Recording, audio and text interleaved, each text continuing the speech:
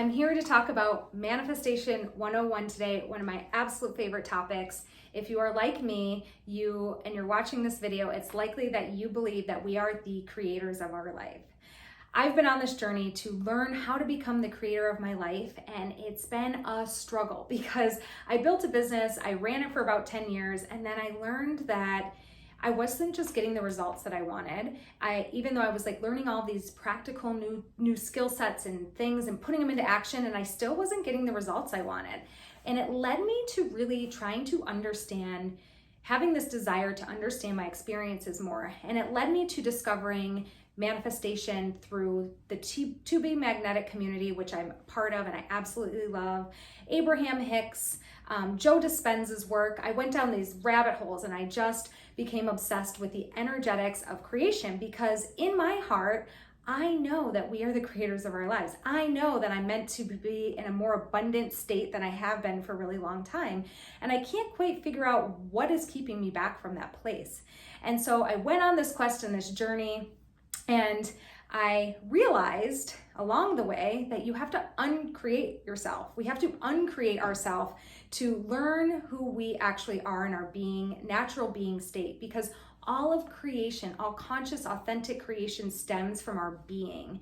And so a lot of times that being state is more of our natural, pure essence. And what's happened over time, over the course of our lives from ages 0 to 20, is we pick up this a receptacle of ideas and thoughts that it's not safe to do this, or I won't be loved if I say this, or whatever it might be. And so we create these walls. Our ego is keeping us safe, looping in the same patterns over and over and over. So when we're desiring to change, our parts start to pop up and they speak to us. And so if we're wanting to change, which is what manifestation is all about, we've got to acknowledge the subconscious beliefs that are created within us from ages 0 to 21 that are literally looping out in our reality and creating the same experiences over and over and over. And so there's a couple simple formulas that I'm going to walk you through today. One of the most easy ones is the most simple formula for creation is that it stems from our being. The human equation for creation stems from being who we are in our natural state. And when we are happy and expanded, we take a different action than if we were sad. So our being impacts our doing, which impacts our having. Because in manifestation, having is wholeness. And the whole premise of manifestation is coming back into our whole, worthy, authentic selves, deserving of whatever it is that we want to be or experience, because we are whole and we've just completely forgotten that. So what happens is in manifestation, a lot of times we want something. And when we want something, the universe won't give it to us, because the universe only rewards us and gives us what we already believe that we have, because manifestation is a being and having energetic, because we are whole. So if we start saying, I want this thing, it's like, well, I don't have this thing. And so it's coming from lack. It's coming from a non-whole place. So the universe will never give you that. The universe will only mirror back to you what you already are.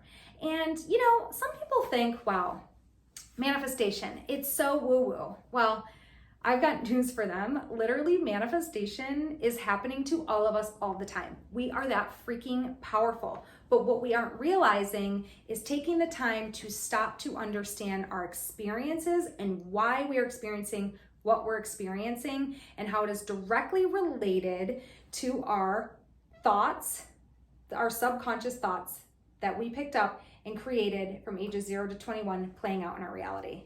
And I know that might sound crazy. And when you stop and learn about manifestation, which we're going to talk about today, you're going to learn and see how not so crazy it is. And the fact that we have all of the power and all of the tools within us.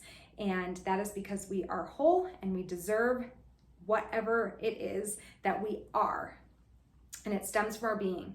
And what happens, so that simple formula of being, doing, having, what happened in, Western society or today, I don't know about you, or for myself, but I know for a lot of people, what happens is we just skip over the being part and we go straight to doing, and then we have something. And we are completely missing just our joyful, energetic, expanded state of being that our soul desires us to experience and know that we deserve. And so the journey of manifestation and creation and being the creator of your life is to learn how to take all this conditioning off, to get back to that natural essence of who you really are, so that you can have that mirrored back to you. One of the other things about manifestation is that we forget, or that kind of trips us up or frustrates us, or people are like, that's a crock of crap, like they don't want to have to take the time anymore. What can throw people off is that in order to change your reality, you have to change your thoughts first. And it takes a minute for your new thoughts to actually be reflected to you in reality. So that could be days, weeks, months, kind of depending on how in tune you are with this work. But I know for me, if I change my thoughts pretty quickly, my reality changes pretty fast within the next day or so. And if I have crappy thoughts, then in a couple days, I tend to have something crappy happen. And I really track my pattern, which is a little bit more of an advanced part of manifestation, but what you can then do to take manifestation to the next level by maybe tracking your experiences daily. I use a lot of astrology in my day-to-day to really get in and understand my energies. But not to go too deep into that today, I want to talk a lot about the To Be Magnetic principles. I've been a member of their work since 2019. It's a pathway that you can pay, I think it's like $20 a month, and you can get access to all of their materials and workshops. And they do have a free podcast. So if you're interested in manifestation and some of the principles that I'm talking about today, I highly recommend you checking out their podcast that comes out every Friday. They have such incredible episodes that talk a lot about the topics we're going to get into today and take you a lot deeper. And then if you love that, highly recommend their pathway, which is again about $20 a month. And you can get in and you can do all of their workshops. You can have access to their deep imaginings, which are like deep meditations that get you into a more hypnotic state so that you can tap into those subconscious thoughts that I had mentioned earlier that are kind of looping that we're just not aware of. That's what subconscious means, is that there's such primal basic beliefs that even if I told you them in conscious awareness, you can be like, that's so stupid. It's like, I don't feel worthy of love, or I'm not safe in my power, or I don't belong here. And these things, whether you believe it or not, in your conscious state, you might be like, oh, that's a crock of shit. But in your unconscious state, that thought may be looping and creating literally your reality today. And so there's a couple aspects that I want to talk about in more detail. And before I do that, I do want to say, you could think of the law of attraction is essentially your self-worth. So self-worth is the law of attraction. So as you build your self-worth and what you deserve, and that deserving energy of who you are and what you want, then that is what ultimately is reality is going to be showing you. So it's a lot about healing the subconscious that is playing out in our reality. And so the subconscious, I want to talk about how the subconscious is formed, because it's formed through our childhood years from ages 0 to 21. A lot of it has influence on your family, generationally, right? Culturally, society, the education systems, wherever you were born and living, siblings. And also on top of that, it's not just like the programming from all those people. It's actually that you were born this authentic soul. So if you're into human design, you were already born a certain way, and then you've got all this conditioning put on top of it. So the work is to get back to that unconditioned soul. And so I love using human design as a North Star that helps us kind of hold true to where we're going as we peel the layers off and start to get distracted and doubt who we are. It kind of can hold that North Star for like where we're headed back to wholeness. And so if we think about this young parts of us, we are born naturally innocent, beautiful, young children, lots of creativity, lots of curiosity, just a natural aliveness and joyfulness and energy. And then what happens is we learn as we get older and start to have more rules and boundaries put around us, and we start to learn what's right and wrong and good from bad, and we start to have an ego, and our ego starts to develop, I think, around age 7 maybe. And so when we think about the ego is developed to help keep us safe and loved. So what happens is, in our natural state as our inner child, we tend to have a core wound. And you know, people are like, I don't have any trauma, my childhood was perfect. Well, I said that for a long time too. And everybody has things, and there's nothing wrong with it. Remember, wholeness is the good and the bad, the light with the dark. Don't be scared of the dark.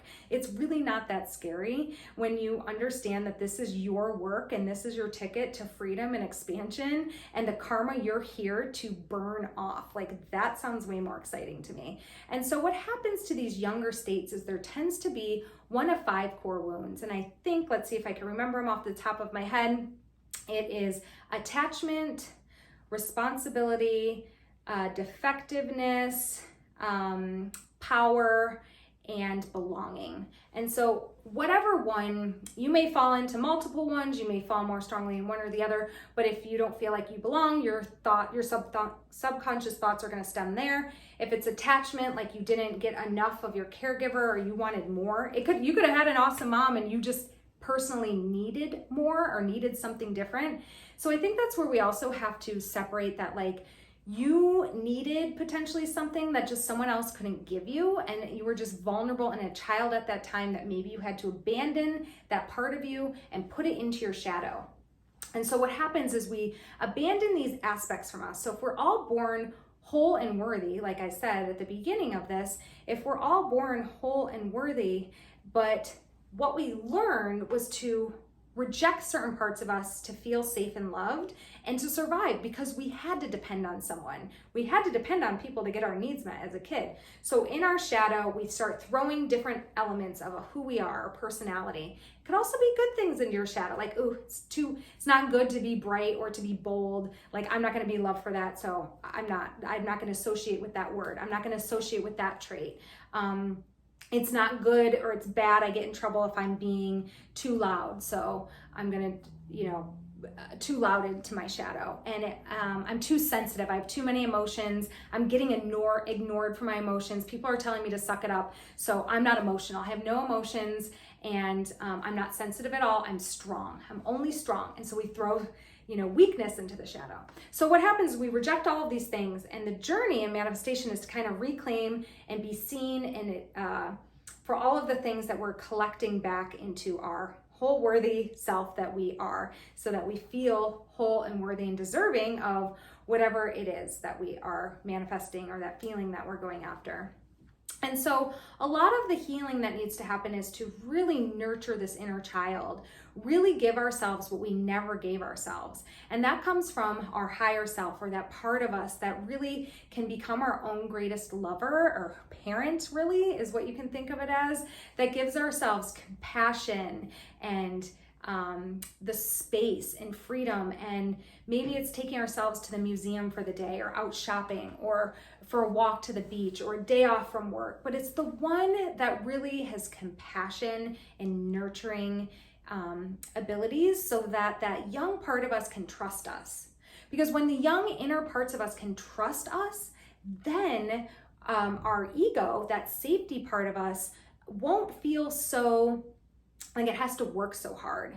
And that ego part of us has these 2 layers. We've got this manager that's trying to keep us distracted, hypermobilized, and fixed on a goal, and building and becoming and going, so as not to disturb these younger parts of us that are more vulnerable and are kind of hurting, to be honest. And so generally what happens is a lot of us, especially in corporate America, anywhere that someone is just overworking and not balancing and honoring reality, it's that their manager is in overdrive.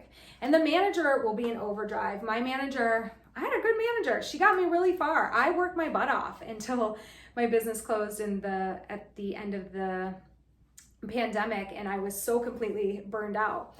And then what happens is we get to learn about a new part of our ego, which is our firefighter. And that's the part of us that when the manager, okay, we've got the manager under control, And that kind of happens. We get the manager under control by getting the inner child to trust us a bit more, to feel loved, to feel safe. And the manager's like, okay, all right, I don't have to protect so hard. But the firefighter's like, but I got your back. And the firefighter is the one that's now going to talk shit to the younger inner parts of you, maybe like steal your energy, like you can't create that, you suck, you're not that good, no one wants to see that, no one wants to hear that. And so it just zaps all of your energy. And that is how our safety parts work. And a lot of times what happens is we forget that we've got this authentic, expanded version of us that needs to be online to help take care and deal with this inner family that's living within us. And so the authentic part of us, and that's again why I love human design, the gene keys, it can really be that North Star for what is it that I'm actually authentically desiring? Who am I? What is the feeling that I'm after? What is that being essence that it doesn't even matter what I get? Yeah, material things are nice, but how do I just want to feel in my everyday life? Because remember, when we're living in our authentic place from a higher state, that being energy takes us to natural aligned doing, which then gives our having, and the having is directly just mirroring back to us what we are. So it's a joyful exchange, and we are feeling really excited, and then we are like, oh my God, I am joyful, and we get to see it in reality. But again, in order to see it in reality, you've got to believe it first before you can actually see it in physical reality. But what's happening is we are in a pattern. So what's happening is a circumstance will happen. Say there's a car accident or anything factual, something factual happens. And what happens in the formula to a result is that something happens in our reality that's a circumstance that we can all agree on. And then we all have a different instinct or perspective or belief system that as soon as that happens, we have an instant reaction to that. And that's where the Enneagram comes in that I love, because there's 9 types. So you have to think of it like something happens and there can be literally 9 different ways of thinking about it, or 9 different reactions to that. That is the automatic pattern. And Enneagram is such a beautiful tool for helping us to understand that pattern of reality. And so if we have these subconscious belief systems happening, that then triggers a thought in our conscious awareness, that then triggers an emotion or a charge in our body. And emotion is what gets us to actually get up out of our chair and make something happen. And then we take an action, and then we have a result. And our result is seasoned with whatever intention is behind it, and that stems all the way back to your subconscious. That's where it all starts from, your being, your subconscious energy. And so that is the pattern we live in. And that's why I love Enneagram, because if you study it, you can start to see your pattern, and then you can be like, oh, I've got a pattern, and so does everyone else. And there are a lot of different types out there. And it's like, then you can start challenging your pattern or the stories that you're telling yourself. And you can start to play with changing your stories. And that starts to happen through creating safety around these new beliefs. So we have to build the proof to ourselves slowly that we are the things that we want, right? So that the universe can then match the energetic that we're feeling and creating inside. And then that is how our manifestations happen. And through that process, we also get to learn what our boundaries and what our needs are, and we find clarity, and we get in touch with our intuition along the way. And the most magnetic word is no, and that is boundary setting. So the more you get to know about this authentic self view of yours, the more you can create with true intention from your being, and everything is then in more alignment with who you actually are. And that is how you get to know yourself and create boundaries and taking care of yourself. And so one of the other things I should say within the TBM world is their formula for manifestation is that you have to unblock, be expanded in your conscious state, and then take aligned action to get the things that you want. That's the formula to manifestation. And essentially what that means is unblocking those limited beliefs that are stemming from your childhood wounds, the young parts of you, that subconscious story, whatever it may be. We've got to get in there and really understand what that is.